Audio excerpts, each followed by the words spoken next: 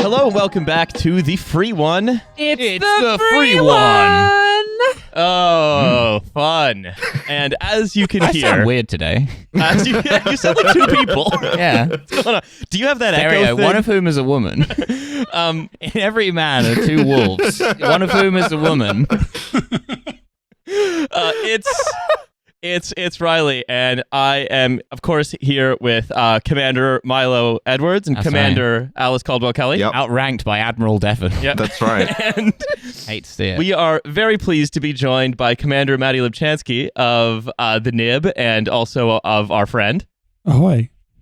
And Permission to come aboard Yeah. the podcast. Yeah. Can I, What's great is that you were going to say ahoy anyway, and that intro just happened to play into it. that's actually And true, yeah. we are also very pleased to be joined by actress Commander Abigail Thorn of Philosophy Tube and Kill James Bond. Mattie, Abby, how's it going? Very well, thank you. Delighted to be here. Pretty okay. I'm excited. America's opening Guantanamo 2 soon. So Ah. it's really, just the vibes here are great. Yeah. What? Electric boogaloo. Yeah, So what- by electric, we mean the current through your testicles. Yeah, that's what we're saying. You know, they say, "Oh, America doesn't build things anymore," but here it is making a sequel to one of the worst things it's ever done. I mean, they are offshoring it, though. Yeah, there you go. That's right. At You least see, they're the not thing is- automating it. And the thing is, they're not doing what my old lecturer on negotiations would have called increasing the size of the pie before dividing it. They want to build another torture camp. Why don't they just put people in it voluntarily? Why don't they build a torture camp me. for Alice? Yeah, that's right. You both went there at the same time. Look, we got a packed show for you today. So I'm just going to dive right into the startup. It's called Helbiz. Come on. Yes. Fuck off. Get out of here. It's called Coming at you from the Helbiz. Helbiz. Helbiz. One L. I'm Rich Lather. One L in Helbiz. I'm going to It's throw written to here by Mattie, B. please. Elzebub, it says. Oh, yeah. The Helbiz? It's hell business. Oh, God. Helbiz. Is it a sort of like electronic Bible that helps you? It is electronic. It's nothing to do with hell. Is it a podcast about how if we don't do fully automated luxury communism, the future is and will be hell? Just cutting room floor TF names. No, it's not. It's not a podcast. It does have to do with an electronic. Abby, It's the unlikely fusion of it the is an unlikely Hellenic fusion. of the Hellenic and Byzantine empires. Ooh. Oh. An Okay, it intellectual. is an unlikely fusion, and it does have a lot to do with electronics. Milo, Byzantine before we go Empire into was quite Hellenic, I would say, in its Thank outlook. you, classicist Milo. I hate it. I hate it, but it just comes out of me. Oh, I'm sure it just I does. get no pleasure from it. Yep, but, of course, I'm sure it just comes out of you involuntarily to remind us all that you know a lot about the ancient world. Yeah, it was like that time when someone was trying to have a go about a white woman being cast as Cleopatra, and someone was like, "She was white. She was Greek. She wasn't Egyptian. She just Helbiz. ruled Egypt." Helbiz. Yeah, Helbiz. I think it's an app that helps you order Hellman's mustard. Ooh. That is Wait, closer to the mayonnaise, truth not mustard. They don't make than mustard. anything anyone has said. Oh. It is an app. I don't like that. is- I don't know. Cool how Why? there's So 5 stupid. mustards in my Helbiz order, but none of them go Yeah. with my sandwich. Normal world. App of unlikely It's fusion. an app of unlikely Maybe those are my fusions. dipping mayonnaises. It's to do with electronics, and you can use it to procure mustard. But the mustard will come atop something else usually. I don't think you can just buy straight It's to do mustard. with electronics, so I'm like ordering a phone with mustard on it? Is it like another Joker Gorillas grocery thing? Yeah, All the right, guys from let's- Gorillas are also Yeah. still on the call. The gorilla Joker. All right. Okay. I'm gonna give you their log A really line. twisted ape. Taking ideas. Yeah, Taking ideas. Twisted tea flavor is just ape flavor. No, I've got these scars for banana, probably. Here, quote. Taking ideas and making them into reality is our strength at Helbiz. That's just anything. Yeah, any company. That's just doing stuff. That's like having a wank is doing that, technically. Also, this is just more evidence that it's Satan. It's like, oh, well, you could have a wish. But at what price? You don't pay with money on the app. Here at Helbiz. Just say you pay with bananas. It's a startup that teaches you to make fantastic Delta blues music, but at the cost of your soul. It summons the Something Wicked This Way Comes carnival to your town. Oh. Yeah. So, It's just Mephistopheles with an app. So here's the thing. Helbiz is a global leader in micromobility services. So it helps you move a really small distance. So it gives 3 connected vehicles, but 1 electric experience. It's a scooter startup, basically. One of these other scooter Right. startups. Okay. Oh, wait. But it interacts. So, like, I can ride my electric scooter into the back of an electric car that then drives into the back of an electric truck. Oh, it's Thunderbirds. That would be much cooler. If it would be much cooler than what it is. Like No, it's just intermodal. Yeah, puppet. yeah. It's 3 slightly different kinds of scooter, No. but it's gotten incredibly out of hand in other ways. I never Okay. get anything cool. Sorry. We should start a show where we review fun technology. I know. See, I've never loved anything more than Alice's interest. It's like horrible sex stuff, Yep. cute little dainty modes of Yep. transport, uniforms. Yep. Yeah. Yep. I'm a land of contrasts. I contain multitudes. Helbiz is a leader in micromobility services, launched in 2015 and headquartered in New York City. The company offers a diverse fleet of vehicles, including e-scooters, e-bikes, and e-mopeds. Okay. All on one All very convenient, popular in Yorkshire. user-friendly platform. Wait, those are all the same thing. That's true. Helbiz uses a customized proprietary fleet management platform, AI, and environmental mapping to optimize operations and business So sustainability. it has an app, that's what they're saying. Well, and then in fact, just today, they've announced a partnership with an AI company where basically, as soon as you're done riding the scooter, you have to take a picture of a scooter, and then an AI tells you if you've parked it.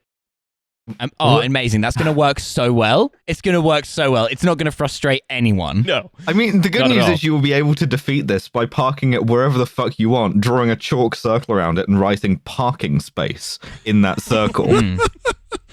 Yeah. And That's genius. it also, the AI will automatically control the speed of the thing based on what kind of road you're on.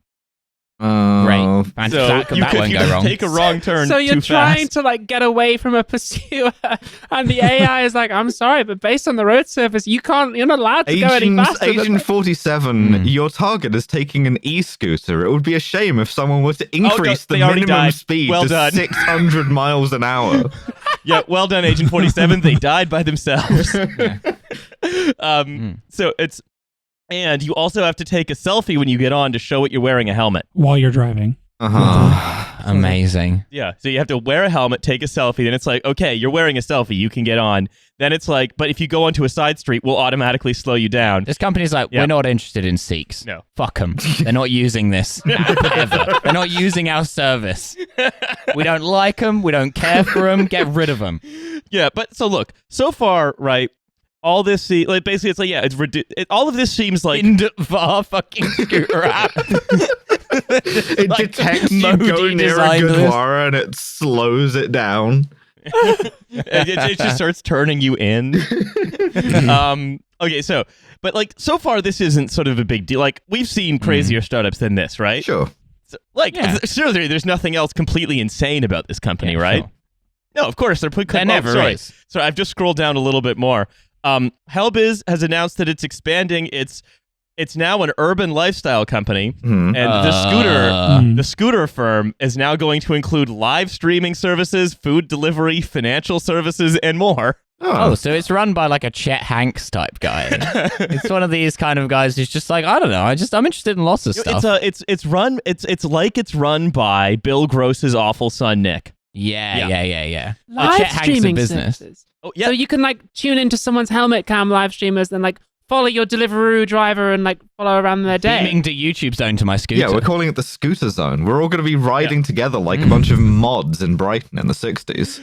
unfortunately, the scooter company has partnered with Amazon to be the exclusive distributor of Italian football, like the lower league, worldwide. What? What? Surely that gives them an unfair advantage if the Italian team are all on scooters. Well, How no, are the they gonna- scooters are AI controlled, so they don't So work you're very telling well. me that my beloved Livorno has been bought out by a fucking scooter company run by Bill Gross's idiot son, effectively. Yeah, more or less. It's the distributor. Imagine a bunch of Italian ultras coming at you on little electric scooters. Not only is it coming home, but you can actually track exactly how close it is to coming home. Yeah. So it's basically, if you want to stream football, like the lower league Italian football, and who doesn't? That you, it's like the Helbiz brings it to you on any TV equipped with an Amazon Prime Video channel in Italy. On a scooter? No, it's nothing to do with the scooter. But getting over the ocean on a scooter is hard. But also they're doing food delivery?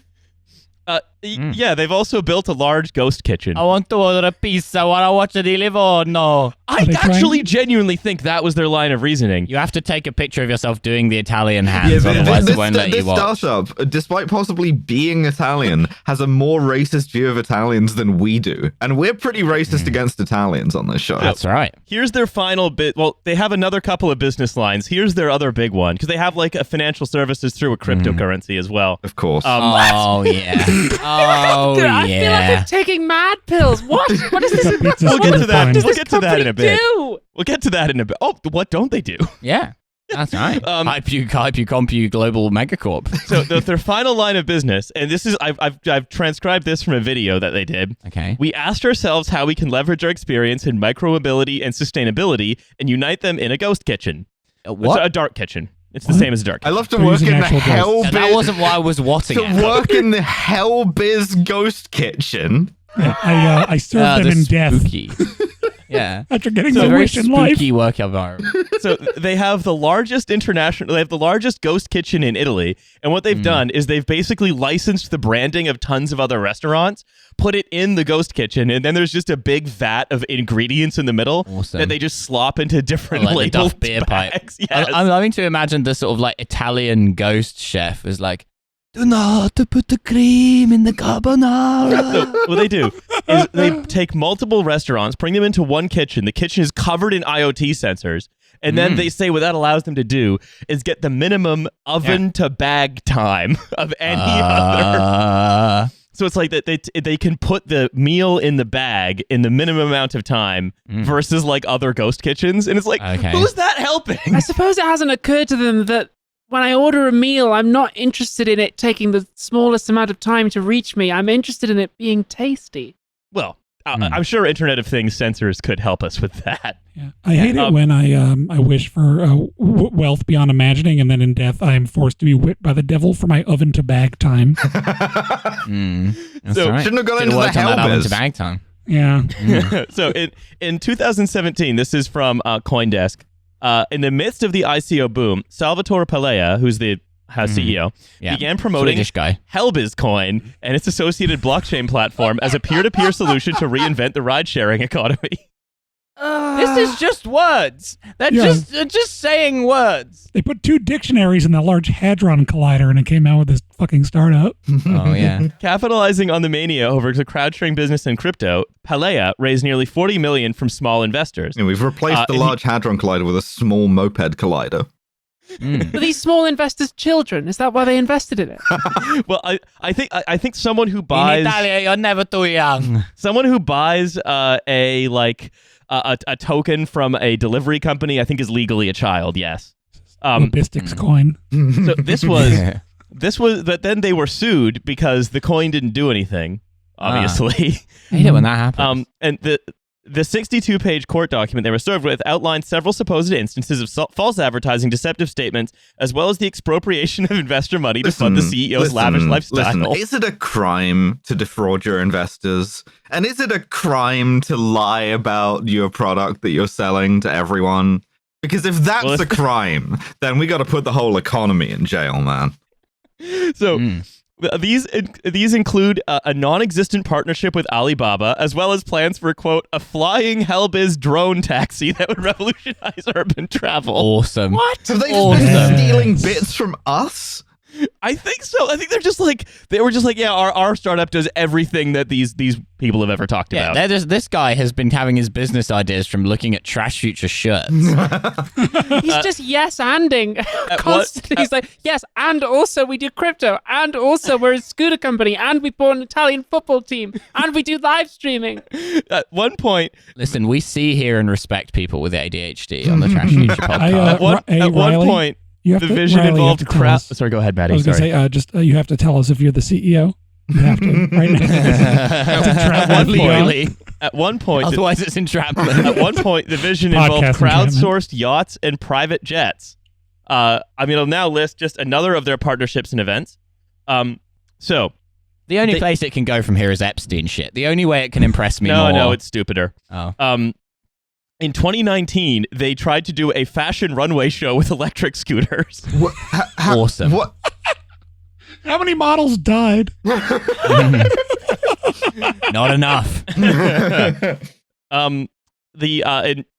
2019, the New York City E-Prix, they announced a partnership with Helbiz, where Helbiz allowed New Yorkers to ride a little circular track near the track where like the Formula E cars were racing. They also have partnered with the government of Antigua and Barbuda to operate a pilot of drone taxis, which I don't think have taken off. No, literally. They also they renamed one of their e-bikes Greta to honor Greta Thunberg, presented on the green carpet of the final ceremony of the Milan Fashion Week. Greta, you're actually older than many of our investors. And some of my girlfriends. Also, they were one of the corporate sponsors of the Biden-Harris inauguration. Oh my god. Just a bunch of Secret Service agents riding next to the limo on little scooters. This company's giving me a headache. This company. Just pick one thing. This company actually is it's a psychic attack that I'm doing.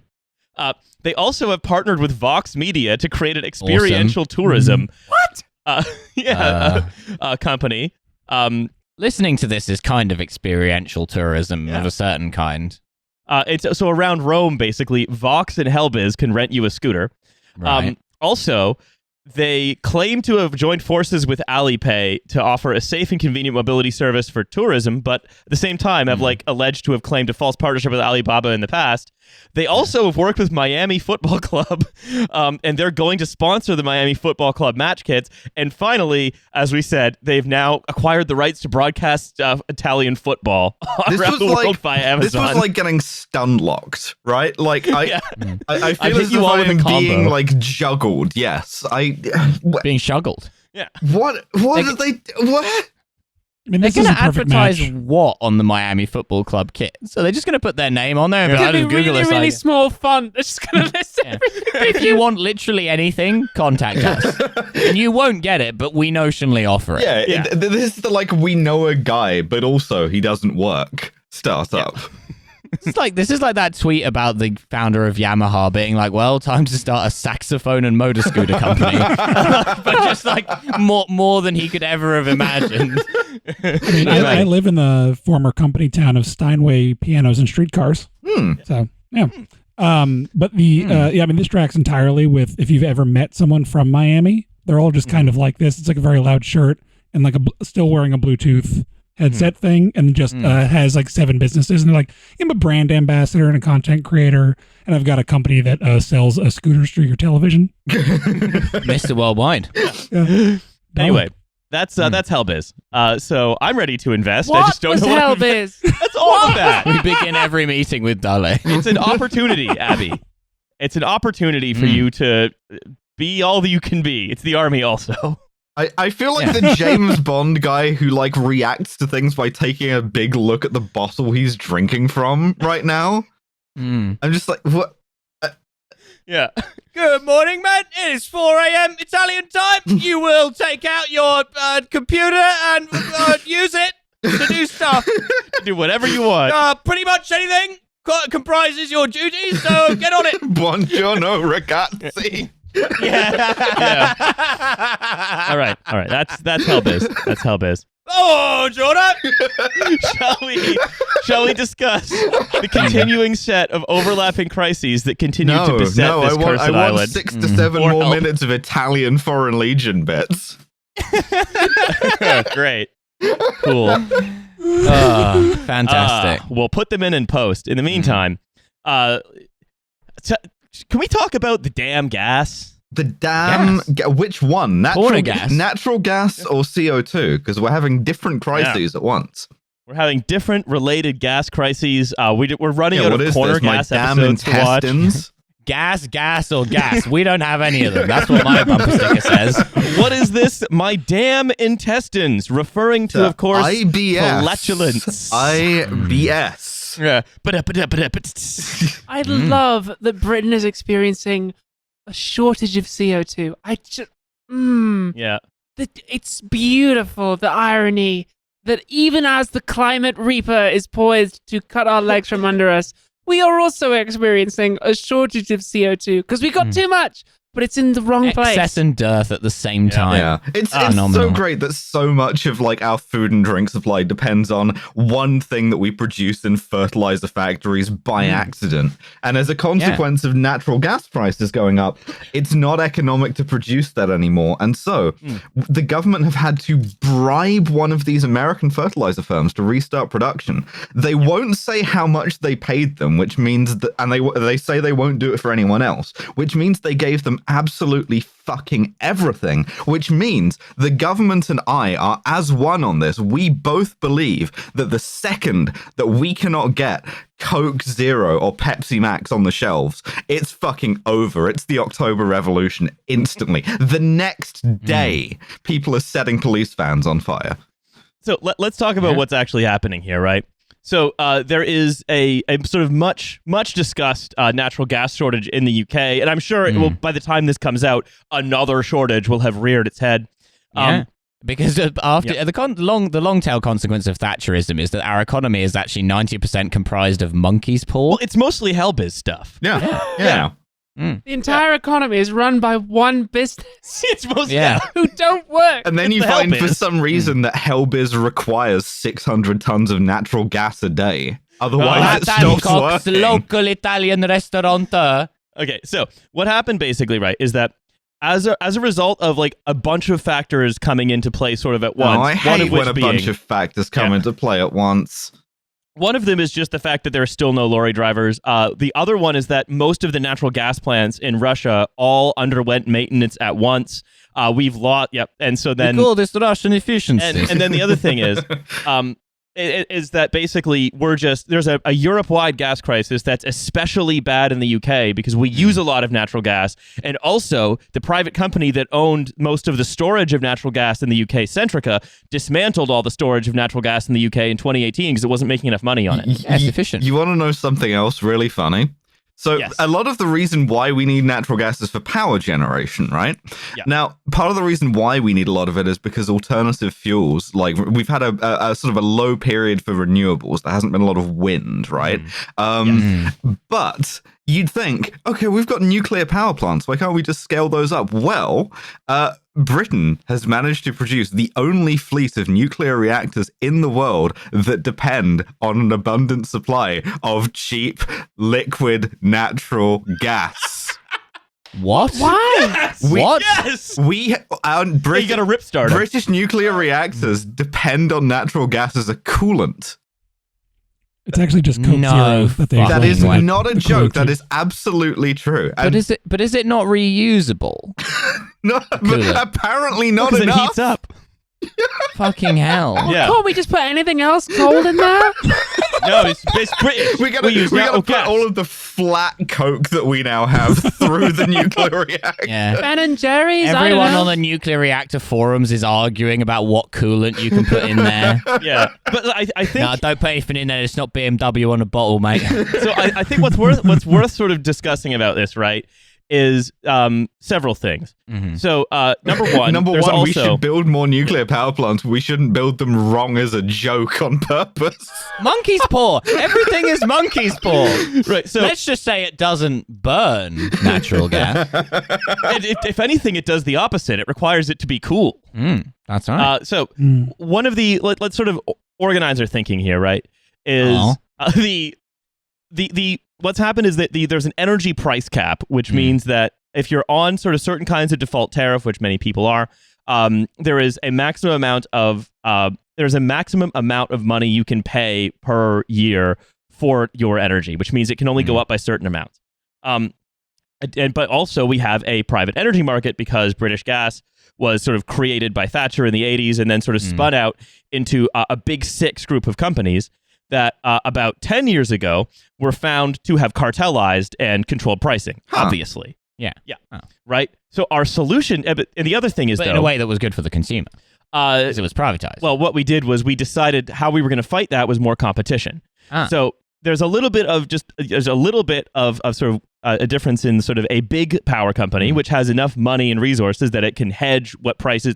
Basically, they don't have to buy energy on what's called the spot market, which is buying energy today for the price that it is today. Yeah. They can buy energy on the futures market, which basically means they can smooth their prices. They buy some energy spot, some energy futures, and so the average price remains pretty consistent because they've hedged. However, they're paying you Tuesday for a hamburger today at all times. That's the okay, but like that's pretty normal behavior. Okay. Sure. But to fix the problem was they were cartelized. So to fix that, the UK government was like, we need way more competition. And so a bunch of tiny energy providers... We need Italians who make scooters to enter the energy market, so paying for your power with Dogecoin. But the other thing, right, is that they don't generate any power. They just resell it. Yeah. Like they're just call centers and billing departments. They have no relationship with power generation at all. No. Nothing. The most British thing imaginable. Yeah. Of course. And so we've created another generation of resellers, all of whom are quite small, and they're trying to undercut the big six by charging a small amount of money. Yeah, or like appealing to like niche markets like People's Energy, which was going to sell you like sort of like on a co-op basis, or like energy that was going to be exclusively like from renewables or green energy or whatever. But crucially, a lot of these small providers either didn't hedge at all, or didn't hedge enough, which means all of them have now gone out of business because they can't exist with the price cap. Yeah. So it means that it seems like and on top of all of this, Labour has said they in the middle of this ongoing crisis, that means where the business secretary is saying, we promise you won't have to turn out your lights in the winter, right? Which means there's a very good chance you may have to do that. In the middle of all of this, Labour is still committed to not ever bringing any of this back into national control. Almost as if private property and free markets have some kind of tendency, or like for things to move towards what you might like a situation in which one person owns everything. I wouldn't some worry kind of about board it. game. Wouldn't worry about it if I was you. Like a man with a mustache and a top hat is like Scrabble. grinning and looking at Scrabble. A tendency towards Scrabble, a tendency to Scrabble. What's really funny tendency towards cranium. As part of what my general bit of the funniest possible outcome is the UK moves to a planned economy under the Tories while they're constantly bleating about how they don't want to do a planned economy, but they have to. Boris Johnson has to start wearing uniforms with loads of medals and like, I don't know how this keeps happening.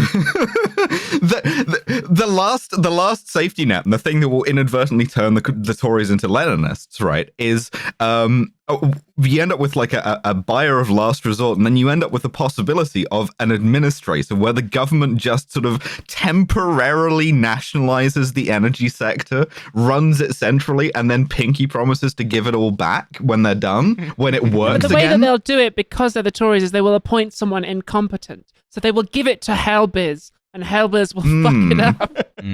Matt Hancock back in the cabinet, finally. I'll take it. In charge of the energy. Matt Hancock redemption it. arc, yes.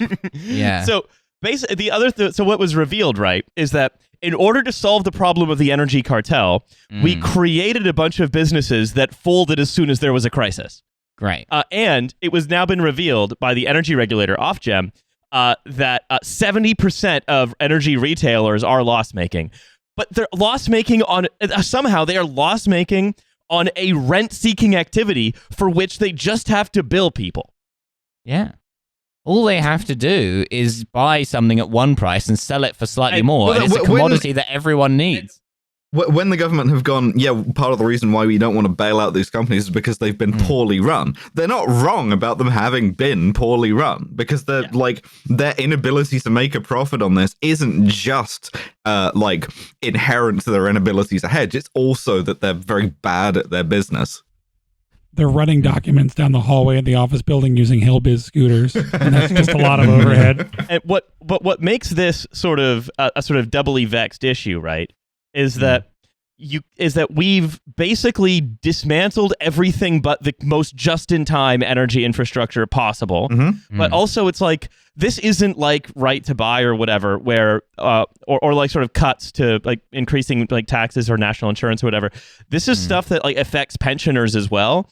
And the Tories are much smarter about politics than Labour currently, and so they know that like they can't pull all of the pensioners that vote for them and put into the cold literally this winter. So they're faced with die. Yeah, they're faced with an actual. They're having to govern again. And they hate it. They hate doing that, but they're being made to do it. And every time that there's another crisis that's a slightly worse one that requires them to take like the minimum measure they can take, which is the one they always do, the one that kicks the can down the road, gets a little bit more government-y. And so every time they get ratcheted up closer to full Tory Marxism-Leninism. It's like when your dad's watching the football and you and your friends are doing something stupid upstairs in the house and your dad's like, don't make me come up there. Don't make me govern. I fucking hate that. Everyone hates it when I have to do that. But like the thing is, thinking about sort of like the Tories are going to Tory, right? They're going to try to fix this problem in such a way that they keep their voters as alive as possible as long as they need them. Yeah. And then they're going to try to do it in such a way that like makes one of their friends an enormous amount of money. Of course. Like that's sort of table stakes at this point. Like what I find very interesting is that, it's just like we are sort of almost like we are in a world where we have to just believe that this is the only way that it's possible to run an energy system. Is if you have all of these layers of sort of constantly failing middlemen between the people who actually need the power and the people who are generating the power. Yeah, there's no other thing you can do. There has to be a profit motive involved. You can't run something as a public utility. No. It's Emperor's new clothes shit. It's like, at what point do you acknowledge that you've tried free markets for 200 years? And it's a fucking disaster. Yeah. And every time you try and do free markets, this keeps happening. Abby, it sounds like you haven't been Googling Venezuela enough. Apparently not. And also it asks, like, this is, if I were, say, a party in opposition, I might sort of try to ask, well, what do people actually want from the state?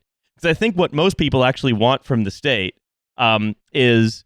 there is this great scary world out there, and what most people want from the state is to be protected from the bit of the world they find scary. Well, you're in luck because Big Keir has written an essay explaining what he thinks people want from the state. Next bonus episode, I'm making you all listen to my selections from it. I mean, this is the most Keir Starmer thing ever, is to write homework for fun. Yeah. It's so good. But like, and also Riley's one of like 3 people who have read this. 11,500 words, and you're going to make us read it. No, I'm going to read the whole thing. I'm going to read you and the listeners the bits that I think are worth laughing at. I'm going to do the actual hard work to get you the little nuggets from inside, the tasty morsels.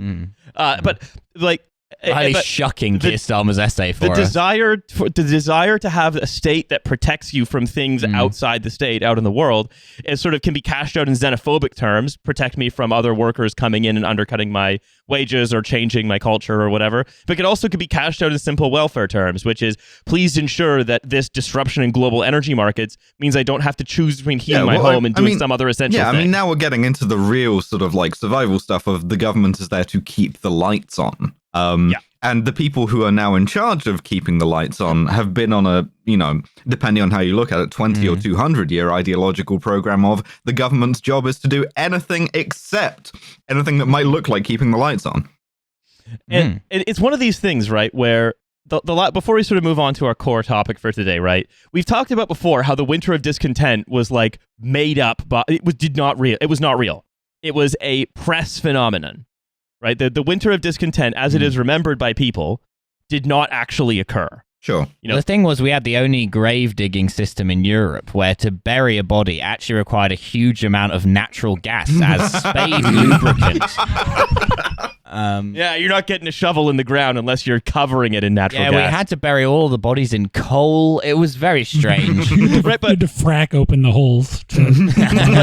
But the thing is, right, we're about to go into a real one, and I think you can. I mean, I've not been content in years. It's almost hack to point out, right? But you can sort of see very, very clearly that the whole story of the winter of discontent or whatever was essentially a sort of right-wing and media plot to break the unions, because there's one going on right now, and no one seems to be interested in getting to the bottom of why it's happening. There is one sort of inexactitude here, right? Which is that, like, if you say winter of discontent, that does imply that it has an end, right? Energy production is not going back to normal after this. Supply chains are not going back to normal after this. They can get weird in like different ways. They perhaps could even get better. Maybe that would be an idea if someone wanted to advocate for that. But like even the society of like 2018 is now beyond our reach, which is a great fucking thing to think about. It's really weird, right? To think that, oh yeah, it did peak. It peaked recently, and it's now very apparent that it has peaked. Because, like, if you think about in the totality of the history of the world, I think it's worth bringing up, right? How completely fucking insane it is that you can get an orange in December in Britain, right? And I'm not saying that shouldn't happen. I'm not saying that's bad or we shouldn't. Don't like it. Like me scars even open because of scurvy. Don't like it. There's a door. Simple as. And I'm not just saying, oh, that's bad and we shouldn't have that. Like, no, that's good. We can if it's something that can be done, it should be done. No, it's just that when we were saying that like our modes of production and our modes of logistics were unsustainable, right? What that meant was, at some point, they will no longer be able to be sustained. This is one of those points. We're saying it's unsustainable as in, oh, maybe it's a bit naughty. Shouldn't do that. It's like, actually, you cannot keep doing this. Well, I also think, right, the mode of production and the mode of production and the sort of infrastructural thickness required were at odds with one another. Infrastructure looking dummy thick. The average British podcaster in 1 week has more access to orders from Burger Cunt at their fingertips than the average medieval peasant. But if you think about this, right, the point that like, the people sort of organizing most of this, and by the people organizing it, you're talking about the people actually taking financial planning decisions, the people deploying capital, right? Because every economy is planned. It's just some planned economies have people who got economic planners. The Bank of England, the cabinet, yeah. Well, some Musk. Also, some societies have economic planners called CEOs, right? But it's all economic planners. And I think people have forgotten in a few short decades that the sheer totality of infrastructure that was required to like keep this very historically unusual state of affairs afloat, as you say, Milo, like the economic planners have been just removing sticks like a game of kerplunk. And the marble is kerplunking. Yeah, society has a tendency to kerplunk. But we're in a kerplunk type situation. And the miracle world, like this miracle world of instant commodity, instant universal commodity, where there's just a pure flatness between something that is easy to make nearby to you and something that's very difficult we made our to make. Society flat instead of thick. Yeah. I think it's important to bear in mind, listeners, that we're not saying, oh, it's because you're so decadent and like you shouldn't expect your treats in December, you filthy little boy. These were the options that were presented to you. Undisciplined. It's it's because you don't have democratic control of the life that you lead or the state that you live in or the economy that you have to live under. That's why. Yeah. It's like we had oranges in winter and like maybe this year we'll still have oranges in winter, but the continued getting of oranges in winter depends on more democratic control of the economy. You can't be sort of vice and virtue about this, but I think you can say, and this is why I like talking about the CO2 shortage, right? That there is, to some extent, an unspoken deal going on here between the various like planners of our economy and us, right? And that deal is we have access to treats. So long as we have that access to treats, right, and some sort of like basic standard of living for enough people that we don't feel too bad for the people that we've thrown out of that, then we're not going to make too much trouble, right? And that's the real, like, political risk. That's the thing that if I were in charge, I would be very worried about, is taking the fucking Coke Zero away, taking the treats away, taking the heating and light away for enough people that it starts to count with the people who had those things normally. Well, Riley, I guess that if my standard of living is going down, there is probably one thing that could satisfy me, and that's if I can see the state discipline some people I don't like. So can you offer me some of that? Well, we don't want to give you that. If I didn't know any better, I'd say you were teeing me up to go into the next segment.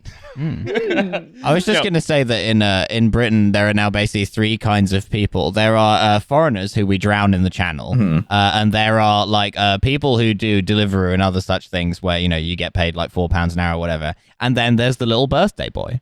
Yeah. And if you're lucky, you get to be the little birthday boy. You wear the sailor costume, and the man from Electricité de France or whatever gives you the big lollipop, and you pay the bill, and you're the little birthday boy, and you shouldn't worry about it. And to some extent, this is a birthday boy podcast, right? Like, we are all wearing the little sailor suits. It's just that we don't want to. We have been We don't have a house, but we do have this lollipop. Yeah, exactly. And that's more than most people get. Exactly. We acknowledge that. Yeah. But let's go into our third segment, right? Because boy, ever since we last spoke to you, Abby, and since we last spoke to you as well, Mattie, but not about this particular issue, boy, have things gotten worse. Every time I see you, Ryan, you always say that. So I'm going to Maybe start us. Riley's making it happen. Maybe So every time we see him, that's the problem. We've talked about this sort of beforehand, how we want to organize this discussion, because it's obviously a very difficult one. Yeah, it's the serious segment. It's a difficult one to have, and I think I want to start with the lighter end of it, which is Isabel Oakeshott, sort of Spectator columnist, woman who loves parking. Yeah, tweeted, I'm bored of the trans debate. I wish we could talk about something else. Me Is she too. going for a Twix? Yeah. So am I, babes. Why don't you stop fucking having it? Yeah. So this is the official TF message to any right-wing columnist. If you're bored of the trans debate, you can shut the fuck up about it. Yeah. Shut the fuck up Friday! It's shut the fuck up Friday. And it's shut the fuck up from me. It's shut the fuck up from the rest of us. Yeah. It's ironic because it's like it's that classic Spectator thing where it's like accidentally perceptive, whereby like the elite are so close to realizing that there are like 50 people who admittedly all have newspaper columns, but they are the only 50 people in Britain who really give a shit about transphobia, and everyone else, even like your right wing man on the street, is just like, what the fuck are they talking about? What about women's toilets? Well, I don't think about that shit. I just want to kill the asylum seeker. That's exactly right. It's a very like insider opinion, right? It's like all I wanted to do was like defund essential public services, but now my nice movement is being hijacked by these freak shows. Like, go talk to like your average like car dealer and be like, "Hey, what do you think about women won't weeshed?" and see what they say. Women won't weeshed. Women won't weesh for better savings at Lubchansky's Ford outside London. It's saying they won't weeshed for better savings. That is better savings. Better savings. We should have a house band. We should get a house band. We need a house. I want Paul Schaefer specifically. And I think what we can talk about, right, is that there has been this movement, I think, in sort of British transphobia since we last spoke, where I think the political consensus seems to be sort of have moved broader, right? The media consensus has sort of stayed where it is, which is this is an elite opinion across kind of the right to the liberal of the political spectrum. Which primarily. in Britain is the entire political spectrum. Which generally is most of the political spectrum on offer. But that it has become, even though the level of media consensus has stayed roughly the same, it has become much more politically acceptable. And that's not to say that the previous Labour leadership was like great about trans, right? One of Corbyn's biggest weaknesses. But this current one seems to be actively hostile to them. effectively. Because, once again, because, as Hussein would say, were he here, everything is posting. Because MPs have been fucking getting radicalized on Twitter, and that only ever seems to go in one direction. And so, once again, we are talking about Rosie Duffield doing some fucking posts, and those posts having immediate, real-world repercussions. But Riley's Law. I think that's Riley's right. Law. Riley's Law. Once you start posting transphobia, you never post about anything else. So I think. So don't even do it as a bit, because you will get sucked in, no matter how ironic you're being. So I think like there are several layers of discussion here, right? There is, on the one hand, there is the story of one Labour MP who's someone who has had several staffers quit due to alleged transphobia, and who sort of herself claims to have a gender critical position and says that, I'd love trans people to have rights. I just don't think they should be able to act on any of them to like actually live in society, right? That's one level. Yeah, well, I mean, let's call things what they are. What she's actually did, she tweeted about how she wants trans people to have some of our rights under the Equality Act taken away, and she used explicitly transphobic language to do it. Sure. And there's this one MP. This MP issue has become a party issue, where the Labour Party has, in its infinite wisdom, decided to formally say they support the Equality Act as written, but emphasized that they also support the exclusions of the Equality Act. That is to say, it seems to be what they have said is, correct me if I'm wrong, is we number one, we don't want to address any of the problems, some of the problems that we've talked about before. We support excluding trans women from women-only spaces in specific circumstances. We're not going to say what those circumstances are, but what we are going to do is try and wink in both directions at the same time with both eyes. Yeah. He stormed it. He stormed it. He was a centrist. He sat on the fence and he was just like, well, I welcome transphobes and I welcome the trans people. Yeah. And a debate coming together was, let's all just come together. I would encourage them both to go further by never talking to me again, because I found it very stressful. I'm trying to write a very long piece of homework, and I would appreciate it if everyone could stop bothering me by asking me to have an opinion about things. I don't, and that's part of my role as the Labour leader. I don't think anything, and more importantly than that, I don't do anything. Lynn, these are trans sex people. But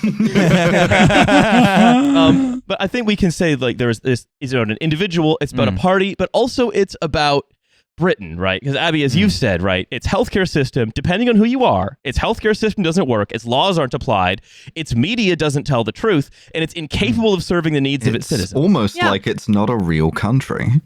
Britain isn't real.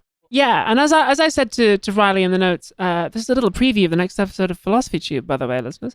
This reminds me of the French philosopher Etienne Balibar, who was one of the early critics of the European Union in the early 2000s, in particular on the grounds that it was particularly brutal to migrants. And he said you have to understand the state exercising its disciplinary muscles in the context of its inability to solve other problems. Like Britain can't make its law supply, it can't care for some of its population in terms of its healthcare, it can't keep the lights on, it can't keep pensioners from freezing to death, or can it? We shall see. It can't build nuclear power plants that fucking work. All they can do, the only thing that works is the fucking racism button and the transphobia button. So they're just like building more and more versions of that button and fucking slamming them, because as long as the nation is able to, quote, respond to threats, which means kicking the people we don't like, then I guess the party's still going. Yeah. The government's like, we can't help you with any of your transgender surgeries, but on the upside, the country's being plunged into eternal darkness, so no one will know except you. Alice, what's the Simpsons quote? Yeah. The law is, I thought you said the law was powerless. Yeah, powerless to help you, not to punish you. There we go. So, Mattie, I mean, coming from the States, sort of, I want to know what's going on sort of stateside with this same dynamic, because it's something we've discussed as very much present in both places and beginning to coalesce around the same things, especially because, in no small reason, because a lot of these sort of specifics of the British transphobia movement sort of started out as like evangelical American concepts that they were rapidly adopted by British liberals, though. Boy, did they love them. Yeah, so like what evangelicals here like to do is that, like, so evangelical Americans are actually a fairly small segment of the actual population of America, you know, like, I don't know the numbers in front of me, but they're small. I mean, it's like a sizable chunk. but it is not most people. And most of the really wackadoo ideas nobody cares about, no one gives a shit about. So what they do is they go all over the world trying to like implement their little get their fingers in other people's fucking stews. And I guess the transphobia thing took in England, and the homophobia thing took in some African countries where they got like sodomy banned.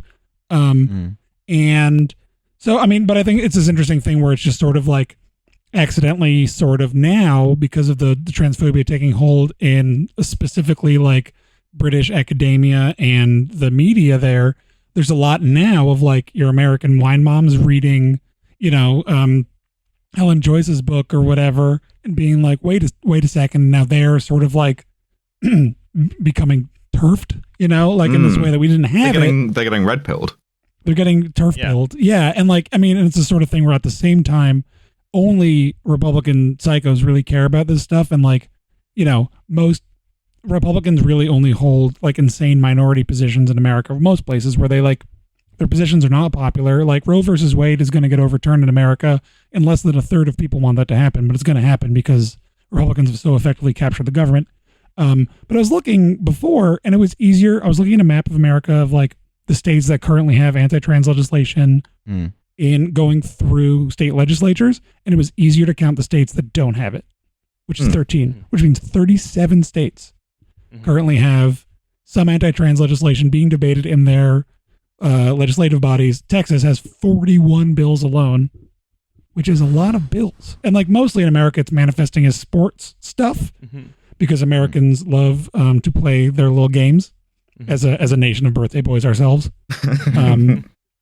So it's like, it's very, I think the sort of like entry for turfism here is very much just like fairness in ladies sports. Which is it's in it because it's a way to get regular people to give a shit about it. It's like, well, your daughter's not going to make the lacrosse team because someone with the shoulders who are too big is going to get that spot. Let's just say that your daughter was excluded from the pickleball club due to the appearance of a translator. Now, how would you feel about that? Pickleball is co-ed, Milo. Come on. You know nothing of America. Come on. Pickleball is the ultimate non-binary sport. And so like one of the things I think we sort of we talk about here, right, is that it's important to forget. It's important to remember, not to forget. Remember to forget. Yes. Remember not to remember to forget. Don't do what Donnie doesn't do. Yeah. On this, the 20-year and 2-week anniversary of 9/11, remember not to forget. But that this is, as you're saying, Mattie, like this is a wildly unpopular position. Generally, it's just a very popular elite position because rather than engage in what you might call the synthesis mode of sort of social social management where you say do things, all they have left is the discipline mode. Well, you say we don't make anything in this country anymore, and yet look at all this consent. But then on the other hand, you have the elites who are like, actually, I don't want to be a bathroom cop for the rest of my life.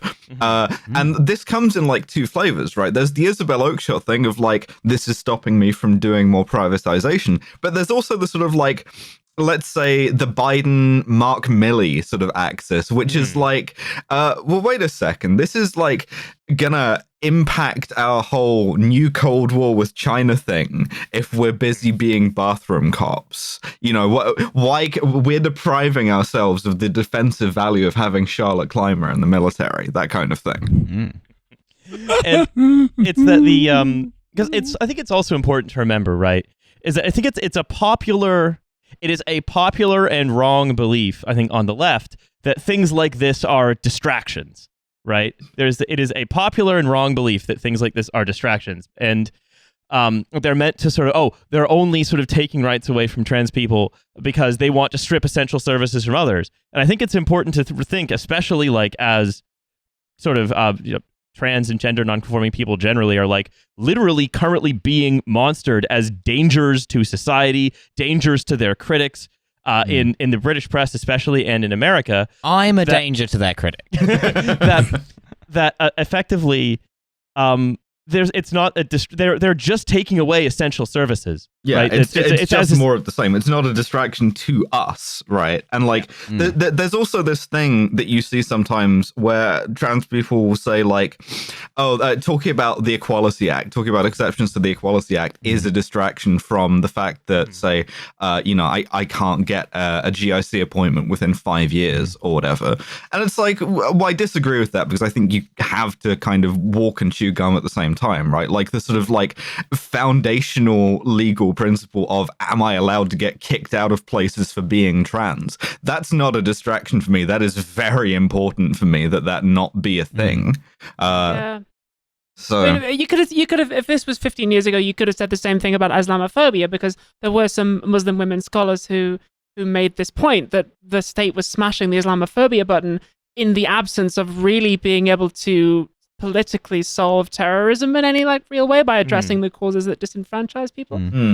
So I mean, yeah, I understand the temptation to say, oh, this is just a minor issue, but it's not. And Alice, there's something that you've said, which is that you are a canary in a coal mine. Cheap.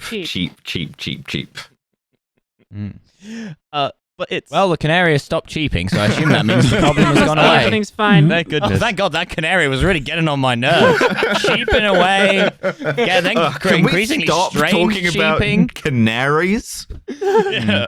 So I think like what we can, if we want to talk about sort of an example of, you might say, the ideological rubber meeting the road, we could go back to Rosie Duffield and what she was saying she wants trans women excluded from. And this includes domestic violence refuges, single-sex wards, school toilets, and women's prisons, because women need to use prison.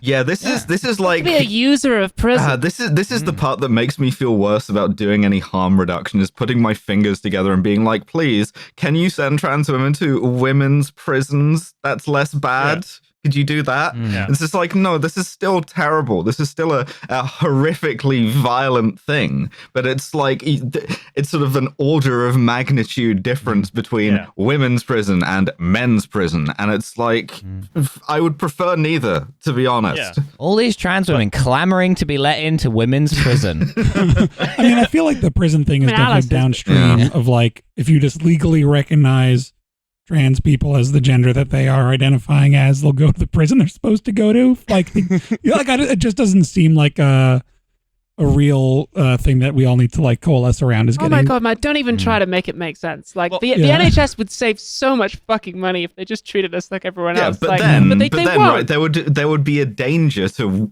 like cis women in prisons. There wouldn't be, and also nobody who says that has ever cared about violence in prisons, women's or men's before. But there would be, even though there wouldn't be, and so we have to legislate on that basis. So I think the reason I sort of say that this is kind of the point where the veil is thinnest on the ideology is that Jenny Jones, the fucking Green Party member of the House of Lords who ran for mayor of London a while back, literally was on Twitter saying, essentially in the Speedway voice, why not? Like, surely it's better to have these safeguards than to not have them, because just why not? And it's like, that's not a good enough reason. Well, it's why not, because we're sort of expanding the number of people.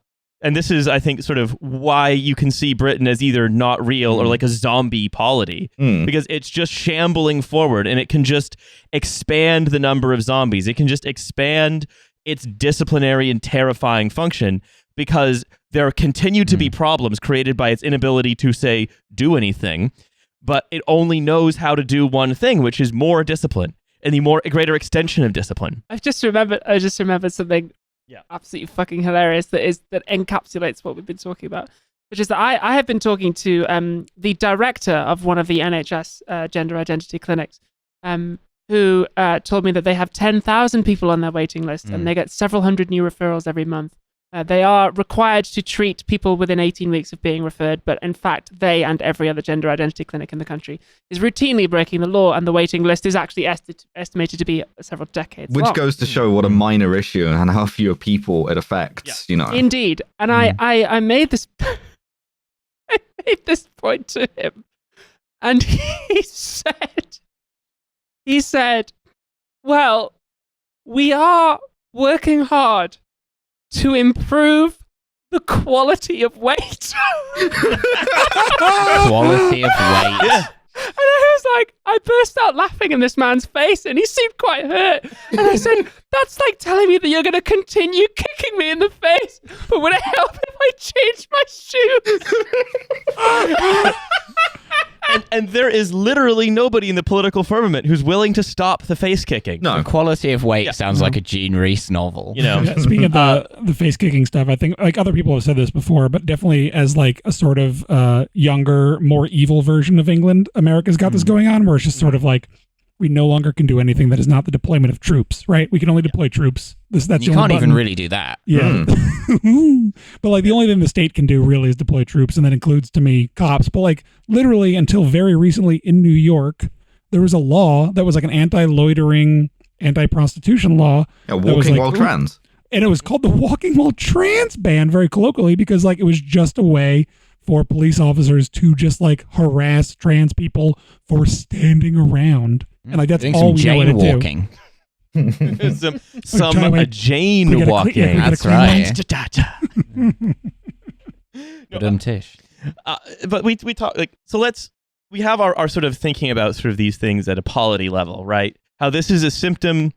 This is a symptom of a polity in decline. It is something that happens when there is a narrowing of political possibilities. And also you can think about like the party level. This is the Labour Party deciding that it is going to be in step with what it considers to be, because the Labour Party as an extension of the British state, right, is deciding it's going to be in line with what it considers to be that sort of overall mission of sort of discipline. Managing right? decline. Yeah. Managing decline. Well, the Labour Party is so terrified of everything, right? That seems to sort of define everything it does. It's like it can only triangulate. All it can do is try and work out what's going to upset the least people. Yeah. Like it's usually picking the wrong people to not upset. But like like the idea of like that the Labour Party could like stand for anything or have any sort of ideas or try and shape public opinion in any way is like that's just gone. What I've seen some like Labour liberals say is, well, Keir solved the anti-Semitism crisis. I can't wait for him to do this with the transphobia crisis also. What are you talking about? The calls are coming from inside the house, you dumbass.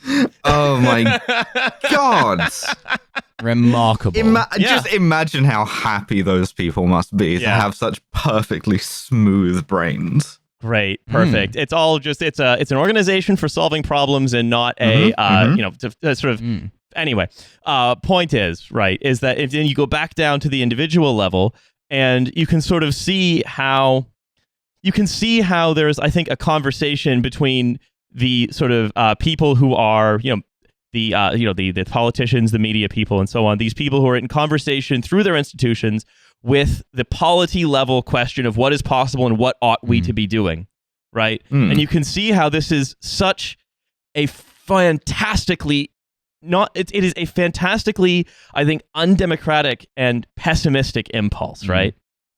Sure. I mean, the fact that the state is failing around us does, I suppose, provide us with a little bit of a solution, which is, I mean, purely in the case of trans people, listeners, you are the state now. They're not going to provide us with healthcare. They're not going to provide us with shelter. They're not going to help us at all. So if you can help a trans person, do it. Give us a couch to sleep on if we need it. Support the stuff we make. Come and see the shows that we're in. Fucking like and subscribe, not just to me, but like donate to trans people's fundraisers. If you can provide us with healthcare, if you know how to do that, and you know a trans person who needs it, then do it. Open an illegal pharmacy. Fuck around. Britain. I can't tell you to do that, but Britain. But you're also the state, so you have to do it in a way that makes a lot of money for one of Boris Johnson or Matt Hancock's friends. I'm sorry, that's a regulation you can't avoid. Until such time as we can get Helbiz to deliver us estrogen. and we need you. I mean, personally, I'm always a little bit suspicious of sort of mutual aid discussions or whatever, but in this case, there literally is no possibility to get the state to do it. And I think we're sort of in, would you say we're sort of in a harm reduction mode at this point? Yeah, it's fucking Dallas Buyers Club. Fucking... Yeah, it is. You'll have to cut that, but like, fucking... Yeah, we'll bleep it. That's not even the best one. Yeah. Anyway, with all that being said, I think it's probably about that time for us again. Time for us to hang up our podcasting hats and eat our special little podcasting lollipops. The special boys. Oh yeah, it's my birthday. For the special boys and girls. Every day, consecutively. Yeah. Everyone's gender in Britain is the birthday boy. That's right. Birthday booksy. Birthday booksy. So that's right. That being said, Abby, Mattie, it was a delight to have you both on the podcast. Milo and Alice, better luck next time. Milo and Alice, Abby and Mattie, a delight to have in class. Milo and Alice, see me after. Yeah, for your special treats. To everyone listening, thank you so much for listening. And don't forget, there's a Patreon, $5 a month, second episode a week. This week, the bonus episode is me reading the highlights of Keir Starmer's awful piece of homework to Milo and Alice and Hussein. Hates it. This is coming out on Tuesday, right? Yeah. Tonight, there is smoke comedy at the Seckford. There will be a ticket link in the description. The headline is Jordan Brooks. I'm saying it. Should be fun. The comedy night is at the Seckford. The Seckford Arms. So that's I guess that we talked about this off London. Alice and I have been doing a lot of the David Letterman voice reading cue cards to one another. Absolutely. David Letterman pretending to read something for the first time, just fantastic. Probably one of the funniest things it's possible to do. Anyway, so with all of that happening, do Mattie and Abby, do you have anything going on? Yeah, I've got, you can always subscribe to The Nib, which is a good publication. We're about to send our next issue off to print, and you can get my book, The End of a Super Soldier Cookbook, at Silver Sprocket's website, or possibly your local bookseller.